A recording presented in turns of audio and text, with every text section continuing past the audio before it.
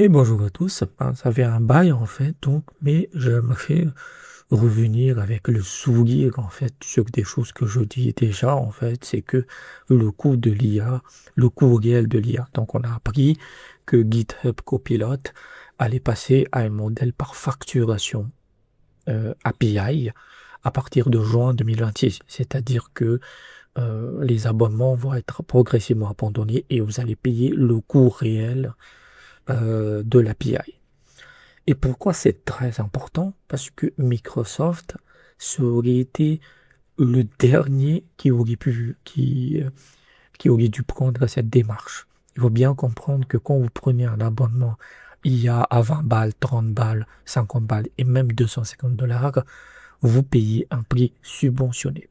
C'est pas du tout le coût réel de l'IA. Les entreprises, surtout les pires comme Anthropic et OpenAI, ont fait ça pour capter les clients, pour les rendre accros, soi-disant pour créer de la hype autour de ça, et ensuite essayer de les faire casquer le maximum. Le truc, c'est que ce modèle, comme toutes les subventions, il faut beaucoup, beaucoup d'argent pour entretenir ça, la machine. Et Microsoft, sa montagne de cash, ça dépasse les 1000 milliards de dollars. Donc il aurait pu littéralement entretenir ce modèle d'abonnement pendant littéralement des décennies. Mais le fait que lui, c'est le premier à abandonner ce modèle, et GitHub Copilot est très populaire, en fait, il est plus populaire largement que Cloud Code, bien plus. Puisque tout le monde utilise GitHub, tous les développeurs utilisent Copilot. C'est comme ça, en fait. En sachant que vous pouvez aussi accéder à des modèles d'entreprise dedans. Et donc, vous allez vraiment payer le prix réel de l'IA. Certains se disent, et tout le monde est en larmes, mais c'est ce que je vous avais dit. Je vous avais dit depuis très très longtemps, c'est que les abonnements mensuels, c'est pas du tout fiable. Vous pouvez pas faire un budget, vous pouvez pas planifier sur le long terme avec ça. Bien sûr, vous pouvez jongler avec plusieurs comptes, vous pouvez magouiller à droite et à gauche. C'est pas du tout quelque chose de sérieux sur le plan professionnel. Quand vous devez utiliser l'IA, vous devez utiliser le coût réel de l'API pour avoir le vrai budget et est-ce que vous êtes capable de le payer. Pour vous donner un exemple, donc je ne sais pas quel est l'état de Cloud Code, le mec il fait tourner tout et n'importe quoi. Imaginons que l'abonnement est à 20 balles, le plus basique en fait, le plus basique. Cet abonnement de 20 balles, en réalité, il vous donne accès à un équivalent en API de 2000 $. C'est-à-dire la limite est tellement large que le vrai coût, c'est 2000 $.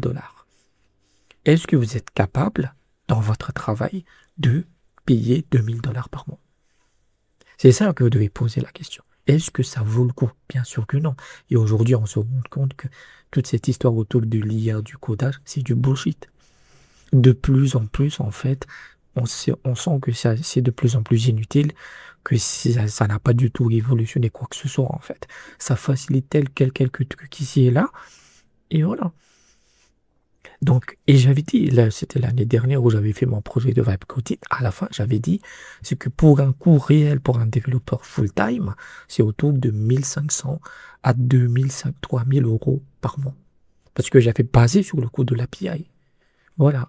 Et donc, je vous mets le tableau, en fait, des différentes IA que vous pouvez utiliser si vous voulez vraiment coder ou utiliser à full time. Voilà. Donc, en général, un développeur ou même quelqu'un qui utilise l'IA intensivement, il va être autour de 1 million à 2 millions de tokens par million de sorties. Moi, j'ai juste pris le token par deux sorties parce que c'est le plus cher, mais vous devez aussi intégrer le token d'entrée, c'est-à-dire ce que vous demandez à l'IA en fait, vos prompts. Mais disons que pour être simple, j'ai juste pris le token de sortie parce que c'est ça qui est le plus facturé. On voit en fait dans ce tableau que, par exemple, dans une estimation haute, ce qui est le cas des développeurs, à l'époque où moi j'utilisais intensivement, j'étais jusqu'à 6 millions, 7 millions de tokens par jour. Voilà. Et donc, en estimation haute, par exemple, avec Opus, vous seriez littéralement 2005, 3000 3 000 par mois. 3 000 dollars par mois. GPT, Gemini, ça va être un peu moins. Vous aurez peut-être 1 500, 2 000. Et vous voyez vraiment deux mondes différents. C'est-à-dire que quand vous regardez les modèles asiatiques, en fait, même en estimation haute, vous pouvez utiliser un transciment et vous aurez une facturation inférieure à 1 000 dollars. Que ce soit je pense que Kimi, c'est le plus cher, il est à 4,6 ou quelque chose comme ça.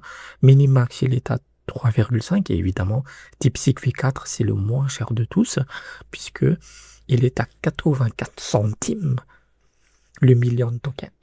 Voilà. Et DeepSeek V4, certains disent que il est pas bon, mais il ne peut que s'améliorer. Encore une fois, on s'en fout qu'il soit bon. On s'en fout. Ce qu'il faut regarder, c'est le prix. Et donc, à partir de si Microsoft fait ce truc-là, il est clair que Claude va le faire, parce que Claude n'a pas l'argent. Tous ces OpenAI et Claude, ça fonctionne à dette, en sachant que derrière OpenAI, il y a une immense arnaque. Euh, Ça peut, ce truc-là ne va pas tenir. Ne va pas tenir. OpenAI doit engranger autour de 75 milliards de dollars par an pour que les data centers construits par exemple par Oracle soient rentables. C'est Oracle qui construit les data centers d'OpenAI, notamment dans le fameux projet Stargate. Et si OpenAI n'arrive pas à avoir ces 75 milliards de dollars par an, Oracle meurt instantanément. Il n'a pas le personnel à l'argent. Si Microsoft n'a pas l'argent et qu'il commence déjà à couper les vannes, personne n'aura l'argent. C'est mort. C'est pour ça que si vous utilisez Iliada, moi j'utilise, mais pour des scripts YouTube, vraiment très peu en fait. Et c'est exclusivement chinois. Pour moi, c'est chinois en fait. Et si je peux gratter des solutions gratuites, ben j'utilise, voilà. Mon modèle de prédilection, c'est JLM. Je trouve que s'il est mieux dans l'écriture et autres, en fait. Mais on se rend compte que tout le reste, l'utilisation dans les entreprises, évidemment, j'ai vu passer sur Reddit, sur les mecs sur Copilot, ils sont dingues, ils sont hystériques. Oui, ils sont hystériques parce qu'on vous a donné gratuitement le truc. Et tu as des trous du cul qui vous disent, oui, mais nous, on est prêt à payer. Mais on va voir ça. On va voir ça si tu vas payer 2 000 à 3 000 par mois. Et ça va être un vrai test, en fait. À partir de juin, juillet, août, surtout septembre, parce que juillet, août, personne ne travaille. Mais août, on va vraiment voir si ce modèle à 2 000, 3 000 dollars par mois vaut le coup. Et les entreprises vont dire, attendez une minute, je paye 2 000 dollars par mois. Et l'efficacité est zéro. Je n'ai pas de productivité, en fait. Parce que le gain de productivité, on l'attend toujours, quoi. La plupart des études sont négatives. Il n'y a pas de gain de productivité, c'est du bullshit. Parce que c'est de l'IA, c'est très mal fait aujourd'hui. Je ne parle pas des IA chinoises. Les Chinois ont été très intelligents. C'est des applications pratiques, c'est-à-dire que leurs IA, ils sont invisibles en fait. Mais c'est pas comme chez nous. Voilà. Mais cela montre que les Chinois ont déjà gagné. Et ils vont commencer à augmenter les prix. À une époque, la plupart des API chinoises, ils étaient autour de 1 dollar, 2 dollars. Aujourd'hui, c'est autour de 4 pour les plus chers. Mais moi, je salive de délices, quoi. Moi, je souris, en fait, parce que les gens se sont précipités sur des offres trop alléchantes. Si c'est alléchant, vous êtes le pigeon. C'est tout, en fait. Voilà. Encore une fois, si vous devez utiliser l'IA, vous l'intégrez dans votre quotidien et que vous gagnez de l'argent avec, il faut que vous calculiez ce prix réel parce que ça va arriver. Tous les coding plans vont disparaître. Tous les coding plans, en fait. Claude va passer où ils vont être tellement limités, qu'ils seront inutilisables. C'est le cas d'Antigravity. Les gens payent parfois 250 dollars, 500 dollars par mois, et ils rapportent constamment sur les forums que c'est du bullshit, ça marche pas. Une fois sur deux, ça marche pas. Voilà, donc j'ai fait cette vidéo puisque les gens ont fait tellement de hype autour de l'IA, personne n'a pris le temps d'évaluer réellement les coûts. Voilà. Donc, c'est ce que je vous le dis, mais moi, je suis fasciné, quoi. En sachant que moi j'aime bien l'IA, je l'utilise, je l'utilise quotidien pour les images et autres en fait.